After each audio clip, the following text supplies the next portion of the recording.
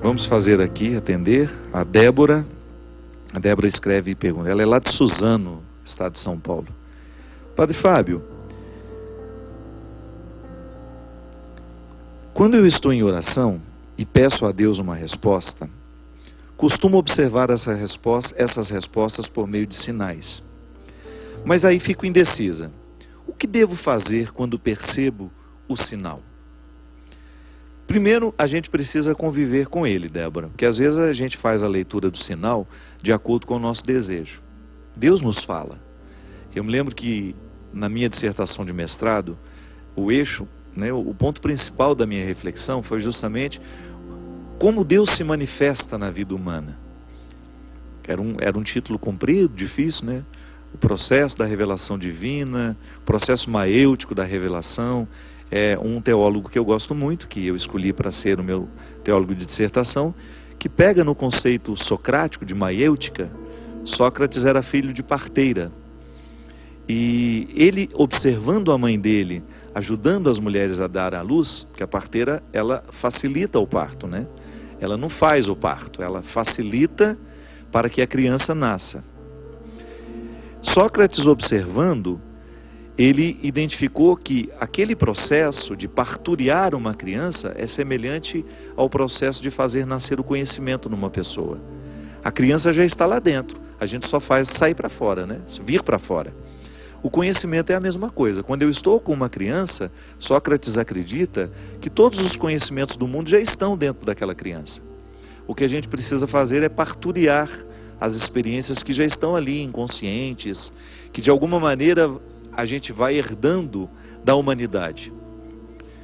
E quando Sócrates identifica que, ao ser professor, ele faz o mesmo que a mãe dele fazia quando era parteira, ele cria a maêutica, que é um método de educação. Na maêutica, você nunca responde o que o aluno perguntou. Você faz uma pergunta respondendo a outra, entende? Você não responde com uma resposta, você responde com uma outra pergunta.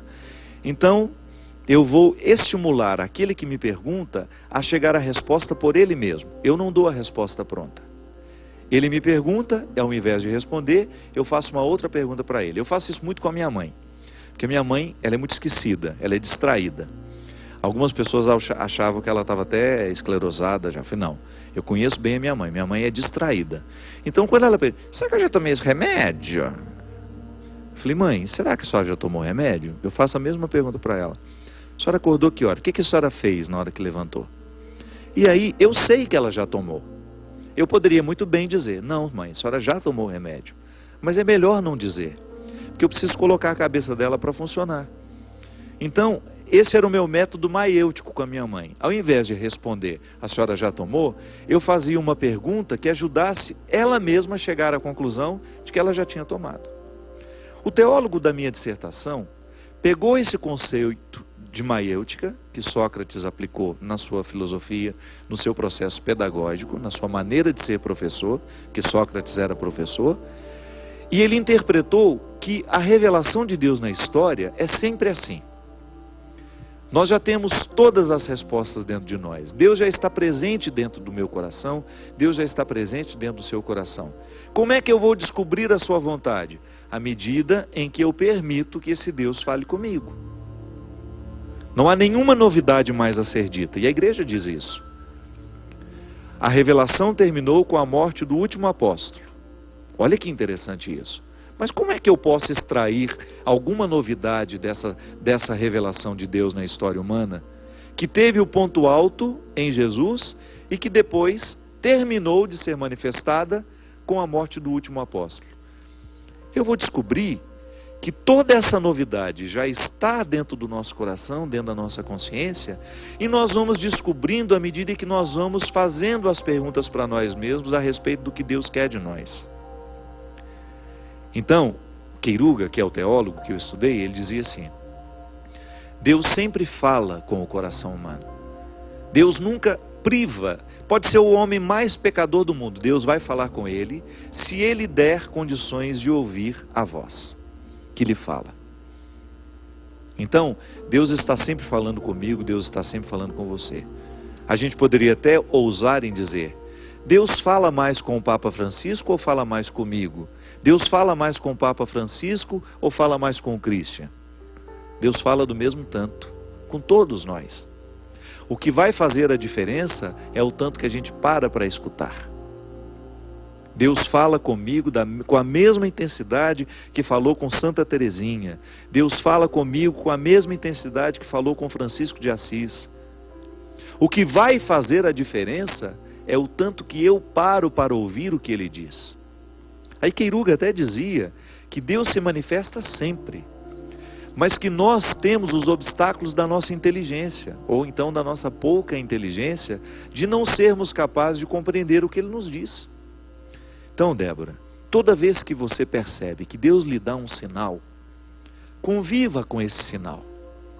Preste bem atenção para você saber se Deus está realmente dizendo o que Ele quer dizer, ou se você está forjando compreender o que você gostaria que Ele dissesse. Porque às vezes isso acontece.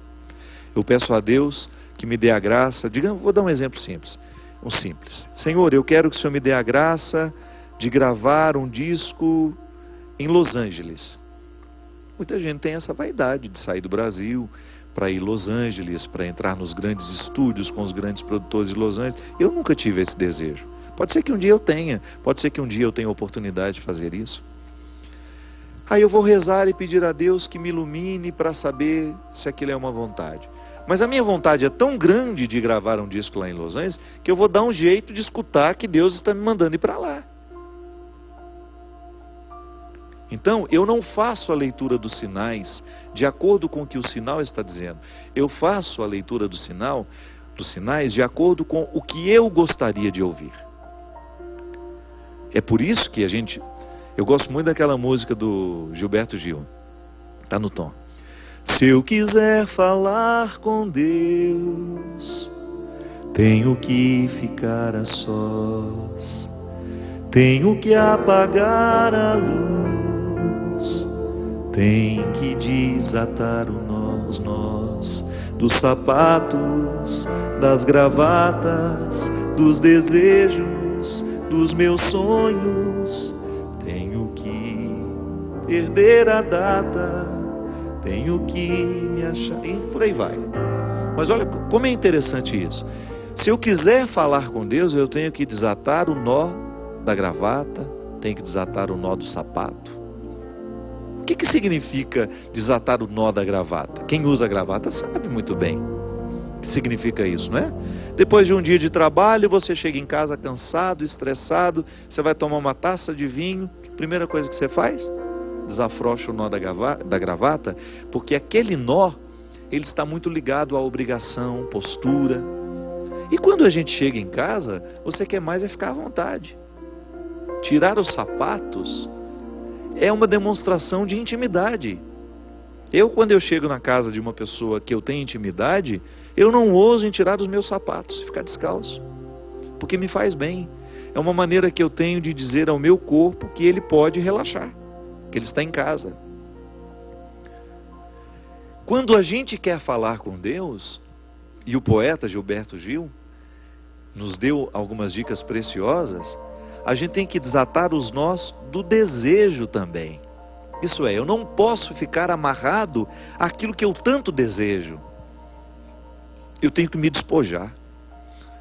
A grande questão é essa. Só pode ouvir o que Deus está dizendo aquele que despojou do que diz a si mesmo. É até bom repetir isso. Só pode ouvir o que Deus está dizendo aquele que despojou-se do que diz a si mesmo. Porque aí eu corro o risco de ouvir não o que Deus está me revelando, mas eu corro o risco de ouvir aquilo que eu gostaria que Ele me revelasse. Então, se eu não desafrouxar os nós, se eu não retirar um pouco o meu desejo da história, aí você pode até dizer, padre, mas um ser humano pode viver sem desejar? Não, mas nós podemos observar o desejo. Nós podemos ter uma compreensão cada vez mais acertada do que desejamos, de como funciona o nosso sistema. Nós desejamos o tempo todo e é isso que nos mantém vivos. Nós nunca, Lacan, o grande psicoterapeuta, dizia que o ser humano nunca pode parar de desejar, porque o que realiza o ser humano não é aquilo que ele tem, mas é aquilo que ele é ausente.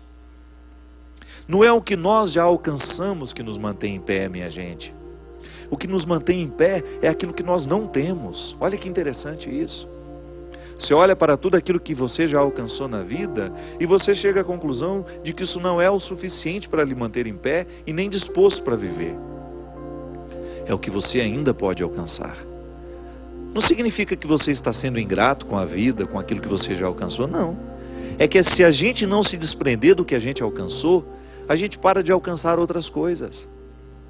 Se a gente ficar abraçado àquilo que a vida já nos deu, se a gente ficar abraçado aos discos que a gente já gravou, aos livros que nós já escrevemos, aos trabalhos que nós já executamos, a gente não se abre à possibilidade de fazer coisas diferentes, coisas novas. É por isso que é tão difícil, é por isso que é tão complicado para aquelas pessoas que fazem muito sucesso, depois voltar a uma vida normal quando o sucesso passou. Sair de cena requer muita sabedoria. Por quê? Geralmente aquela pessoa que foi endeusada num tempo da vida, nossa, como ela era importante, ele foi presidente da República, ele era recebido em todos os lugares, com os tapetes vermelhos. De repente ele sai do poder, 10 anos depois ninguém nem lembra mais. Ou sabe quem ele é, mas não tem mais aquela pompa para receber, ele não vai ser recebido da mesma maneira como era antes. Aí a pessoa entra em depressão. Aí a pessoa perde o sentido da vida. Por quê? Porque continuou amarrado no desejo. Não soube abrir as portas para identificar a possibilidade de viver um novo tempo. Sem protocolos. Ser tratado como gente pelo outro. É tão bom. É tão bom você ser tratado como gente. Descansa tanto a gente quando o outro lhe olha como um ser humano só.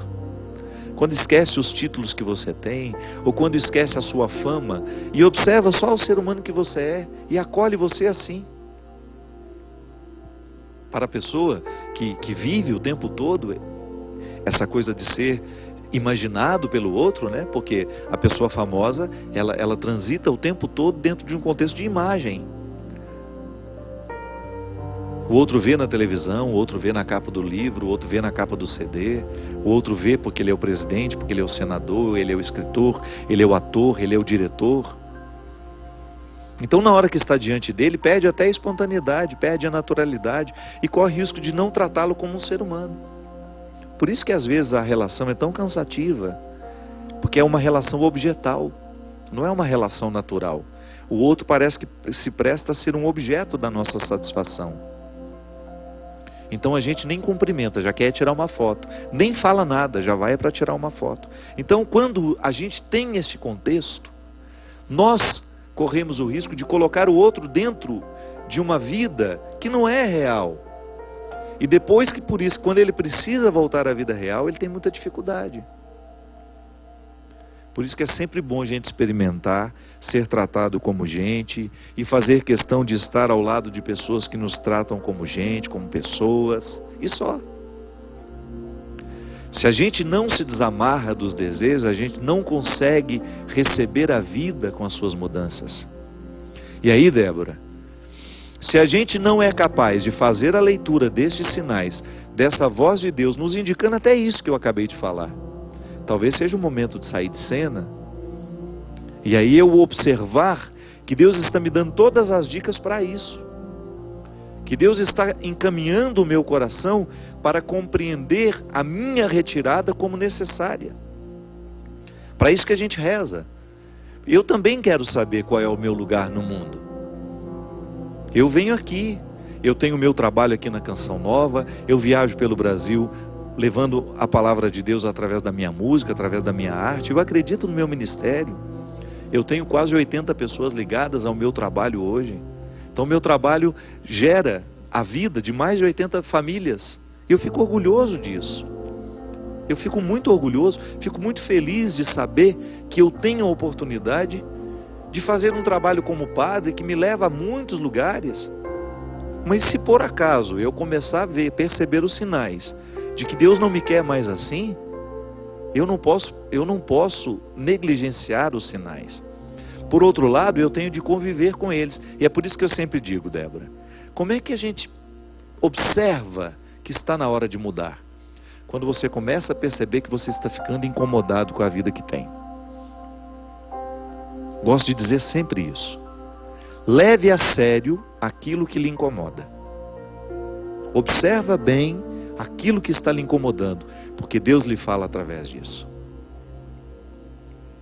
Preste atenção nos incômodos da sua alma e você vai começar a identificar ali a voz de Deus, lhe ajudando a identificar uma mudança. É assim. Quando nós percebemos que o coração está ficando incomodado, que você já não está inteiro naquilo que você faz, talvez Deus esteja ali te lançando uma corda para que você segure e Ele te leve a um novo tempo, a uma nova vida. Eu admiro muito, e eu já vi muitas pessoas fazerem isso. Saírem no auge dos seus trabalhos e optarem por uma vida mais reclusa, optarem por uma vida mais simples, optarem por uma vida com mais cotidiano, digamos assim, né? Com mais rotina. Quem se lembra daquela menina, né? Ana Paula Arósio, né? Aquela atriz da Globo, famosíssima. De repente aquela menina, sei lá, incomodada com o contexto da vida que vivia, teve coragem de abrir mão de tudo. Uma atriz ter um contrato com a Globo, a gente sabe o que significa. Não sejamos hipócritas. Quem trabalha nesse ramo, tenho certeza que 90% dos atores do país gostariam muito de ter um contrato de exclusividade com a Rede Globo, que é a maior produtora de teledramaturgia da América Latina. Então, de repente, uma moça daquela que diz, eu não quero mais, aí se refugia para viver no sítio. A gente sabe, né? Foi viver num sítio. Quais são os motivos do coração daquela menina? Qual foi a voz que ela ouviu? Não sei. O que eu sei é que ali houve uma transformação muito corajosa, uma renúncia muito corajosa, que eu preciso fazer, você precisa fazer. Todos os dias nós precisamos prestar atenção no que incomoda o nosso coração. Porque a partir do momento que a gente sabe o que nos incomoda, é que a gente começa a entender o que Deus quer de nós. Muitas vezes, grandes transformações só virão no momento em que a gente levar a sério aquilo que está nos incomodando. Obrigado pela sua companhia, obrigado pela oportunidade de estar com vocês. Peço que Deus nos abençoe, que derrame sobre mim, sobre você, sobre a sua casa, sobre a sua família a bênção e a proteção do céu. Ele que é Pai, Filho e Espírito Santo. Amém. Até a semana que vem, se Deus quiser.